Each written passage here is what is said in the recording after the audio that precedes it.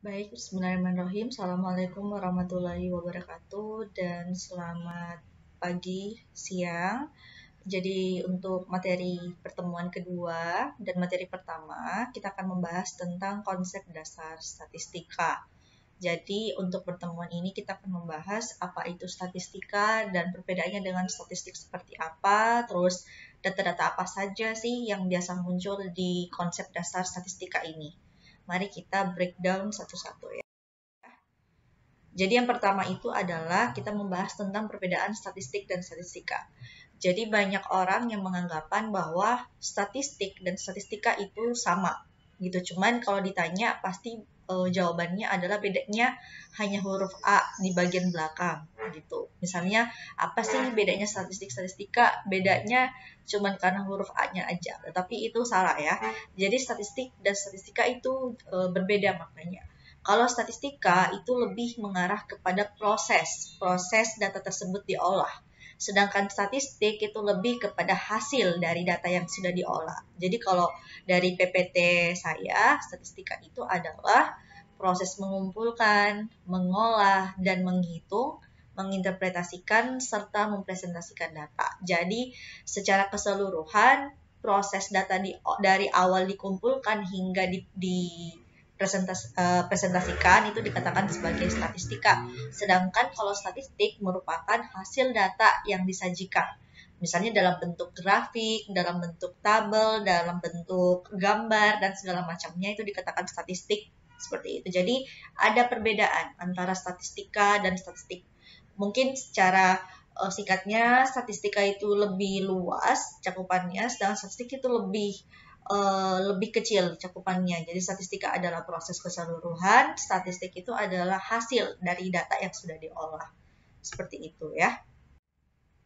Lalu metode penelitian statistik ya. Jadi karena kita membahas tentang konsep dasar statistika, statistika adalah prosesnya, makanya kita membahas apa sih yang ada di dalam statistika. Yang ada di dalam statistika itu adalah statistik. Nah, data statistik ini ketika kita mengolah itu menggunakan berbagai macam metode penelitian. Nah, di sini ada dikatakan statistik deskriptif, ada dikatakan statistik inferensial. Kalau statistik deskriptif ini lebih menggambarkan data, informasi saja data yang dimiliki. Misalnya berapa rata-ratanya, berapa nilai tengahnya, berapa angka yang sering muncul, dan segala macamnya. Itu dikatakan statistik deskriptif. Berbeda dengan statistik inferensial. Kalau statistik inferensial ini berkaitan dengan analisis data yang nanti kemudian akan disimpulkan, digeneralisasikan kepada seluruh subjek tempat data diambil. Jadi kalau statistik inferensial itu lebih kepada hubungan antara populasi sama sampel. Jadi mungkin saya sempat bahas di pertemuan pertama sedikit apa itu populasi dan sampel ya.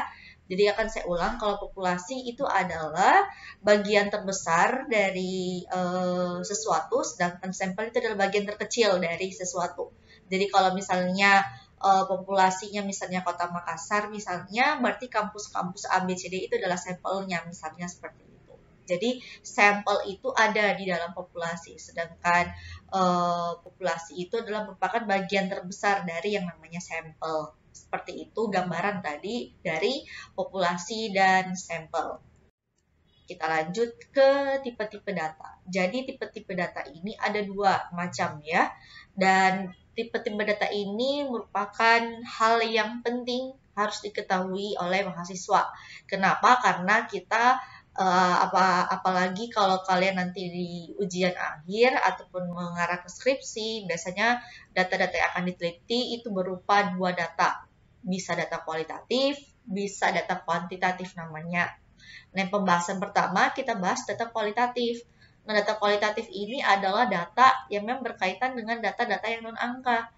Jadi data-data misalnya narasi, deskriptif, terus penalaran, terus hasil wawancara, dan segala macam itu bagian dari data kualitatif.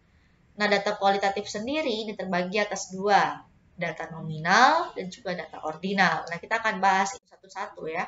Yang pertama itu adalah data nominal. Jadi data nominal ini adalah data hasil pengukuran atau pengamatan yang bisa menghasilkan satu kategori bagi satu objek, individu, atau kelompok. Contohnya itu misalnya jenis kelamin, agama, suku, atau ras. Nah, itu bisa dikatakan sebagai data nominal. Sebagai contoh bisa dilihat di layar, itu ada misalnya nama Ana, agama Islam, jenis kelamin perempuan. Nah, data-data seperti ini itu dikatakan sebagai data nominal. Seperti itu, karena dia bisa menghasilkan satu kategori bagi satu objek. Jadi, misalnya Ana ya memiliki agama Islam dan juga jenis kelamin ada perempuan. Karena dia menghasilkan satu kategori per kategori, nah itu dikatakan sebagai data nominal ya. Terus ada Budi misalnya agamanya Katolik, jenis kelaminnya adalah laki-laki. Terus di sini misalnya Chandra agamanya Hindu, jenis kelaminnya laki-laki ya. Jadi itu semua merupakan bagian dari data nominal. Jadi per satu kategori seperti ini gitu ya. Oke, kita lanjut. Oke, selanjutnya adalah data ordinal ya. Data ordinal ini adalah data yang memiliki tingkatan nilai. Jadi ada data yang sifatnya tidak memiliki tingkatan seperti tadi ya data nominal. Nah, sekarang ada data yang memiliki tingkatan nilai atau dikatakan sebagai data ordinal. Nah, data-data ini biasanya kecenderungannya memiliki tingkatan-tingkatan tertentu kalau kita masuk kategori tersebut ya. Misalnya ya, ini Ana ya, Ana. Ana ini tingkat pendidikannya adalah SMA. Nah, kalau kita lihat ya dari tingkat pendidikan, ini dari SMA, S1, S2 itu memiliki tingkatan-tingkatan tersendiri. Jadi SMA yang paling di bawah, terus S1, terus S2 kayak gitu ya. Jadi ini kita akan mengelompokkan si anak ini masuk tingkat pendidikan apa, misalnya SMA gitu. Terus selanjutnya adalah tingkat penghasilan. Tingkat penghasilan ini ada beberapa kategori, misalnya ada 5 juta, 4 juta, 2,5 juta. Nah, ini kebetulan Ana masuk ke tingkat penghasilan 2,5 juta. Seperti itu. Lalu pendapat tentang produk A. Nah, ini karena memiliki tingkatan nilai maksudnya tingkatan makna dari masing-masing indikator, makanya kita lihat misalnya pendapat tentang produk A, misalnya ada tidak setuju, ya, sangat tidak setuju dulu, tidak setuju, netral, ya, terus setuju dan sangat setuju, seperti itu. Nah, di sini kemudian kita akan memberikan kategori lagi. Nah, ini dikatakan sebagai sangat setuju. Nah, itu tergantung dari pilihannya si Ana. Kayak gitu. Data ordinal seperti itu ya. Jadi kalau data ordinal, karena dia memiliki banyak tingkatan-tingkatannya, makanya itu bisa dipilih. Bedanya seperti itu. Itu tergantung dari keadaan kita mau dikelompokkan yang mana. Nah, kita kasih contoh kedua. Misalnya Budi tingkatan pendidikannya adalah S1, tingkat penghasilannya adalah 4 juta, terus pendapatnya tentang produk A adalah setuju. Nah, seperti itu ya. Lalu yang ketiga ada Chandra ya. Chandra tingkat pendidikannya adalah S2, tingkat penghasilannya adalah 5 juta, pendapatnya misalnya adalah netral. Gitu ya. Jadi kalau data ordinal itu adalah data-data yang memang memiliki tingkatan-tingkatan. Jadi semakin tinggi ya berarti semakin banyak pilihannya. Seperti itu. Itu tergantung dari yang membuat data tersebut. Seperti itu ya gambaran dari data ordinal. Lalu ada tipe-tipe data ya. Tipe-tipe data yang selanjutnya adalah kuantitatif. Kalau yang tadi itu adalah kualitatif, sekarang kita masuk ke kuantitatif. Jadi kalau kuantitatif itu berkaitan dengan data yang berupa angka. Kalau yang tadi data-datanya itu tidak berupa angka, sekarang lebih mayoritas data-datanya itu memiliki angka. Nah, kalau data-data memiliki angka, ya yang pasti kita harus lebih concern ke arah hitung-hitungan seperti itu. Nah, data kuantitatif ini ada dua macamnya, data interval, ada data rasio. Mari kita breakdown satu-satu. Oke, selanjutnya itulah data internal ya, interval maksud saya. Jadi data interval ini dia memiliki tingkatan dengan interval atau jarak tertentu yang tetap, tapi data ini tidak memiliki yang namanya titik nol mutlak. Contohnya tingkatan nilai, tingkatan suhu, dan segala macamnya gitu ya. Nah, di sini kita bahas contoh, misalnya Ana dia mau lihat nilainya dapat berapa, misalnya nilai ujiannya. Ini ada klasifikasi nilainya A, B, C ya. Terus kalau A intervalnya adalah 85 sampai 100. Nah, ini kita bisa lihat bahwa jarak antara 85 sama 100 itu adalah 5. Seperti itu. Lalu selanjutnya ya 75 sampai 84. Nah, ini 75, 76, 76, 77, 78, 79, 80, 81, 82, 83, 84. Oh, ini kemungkinan ini ya 10. Sorry ya. Ini 10, ya ini seharusnya 105 ya. Jadi ini 10, jaraknya 10, ini juga 10. Kayak gitu. Jadi interval atau jarak tertentu ini adalah harus sama-sama gitu ya, harus tetap seperti itu. Jadi ini 85 sampai 105, 75 sampai 84, 65 sampai 73. Terus masing-masing intervalnya itu adalah 10 ya, 10. Ini ke sini seharusnya ini 105 ya. Ini 10, terus ini ke sini itu 10, terus 65 ke 73 itu adalah 10. Jadi harus tetap seperti itu. Nah, kita lihat bahwa Ana ini memiliki nilai 86. Nah, kita lihat kembali ke intervalnya. 86 masuk di kategori yang mana? Kita lihat bahwa 86 masuk di kategori nilai A. Nilai A dengan interval 85 sampai 105 sehingga Ana itu dapat A gitu. Terus untuk Budi ya sama ini sampai 105 ya. Ini 105. Kita lihat di sini dia dapat nilainya adalah 78. 78 berarti masuk di kategori nilai B. B-nya ini ada 78 di sini. Gitu. Terus selanjutnya adalah Chandra ya. Chandra ini dapat nilainya 70-an ya, 70-an. Akhirnya di sini kita bisa lihat nilainya itu dia dapat nilai C ya, dapat nilai C. Masuknya di range 65 sampai 73. Seperti itu ya. Sampai di sini ada yang mau ditanyakan, silahkan tanyakan di kolom komentar. Seperti itu. Baik, saya lanjut. Lanjut kalau tadi itu data interval, sekarang kita belajar data rasio ya.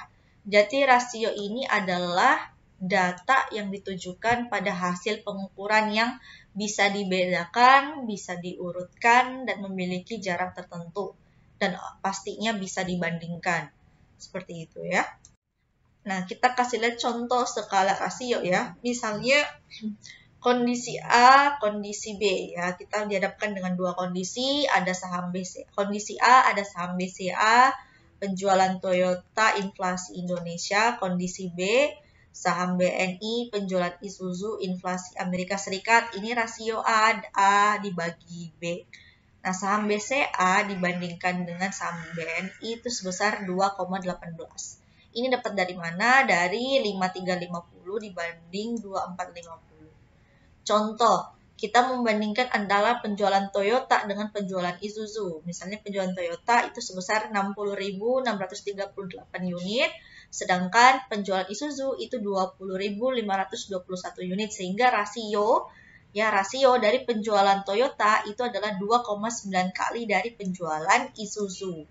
Begitu. Kalau yang tadi BNI adalah saham BCA 2,18 kali lebih banyak dari saham BNI karena lebih banyak saham BCA dibanding dengan saham BNI. Lalu inflasi Indonesia. Nah, inflasi Indonesia kita bisa lihat yaitu di posisi 6,30. Terus kondisi inflasi Amerika Serikat itu 1,70. Jadi kita bagi 6,30 dibagi 1,70 dapat 3,70. Jadi bisa disimpulkan bahwa rasio inflasi Indonesia itu 3,7 kali lebih besar dibanding inflasi di Amerika Serikat. Seperti itu cara kita membaca ataupun membuat skala rasio, data-data yang sifatnya rasio. Jadi kalau rasio kita membandingkan antara yang satu dengan yang lain, lalu kita berikan kesimpulan sehingga orang-orang yang memahami tentang data ini itu bisa menanyakan ataupun bisa mengetahui informasi tersebut. Seperti itu ya. Oke, sampai sini ada yang mau ditanyakan?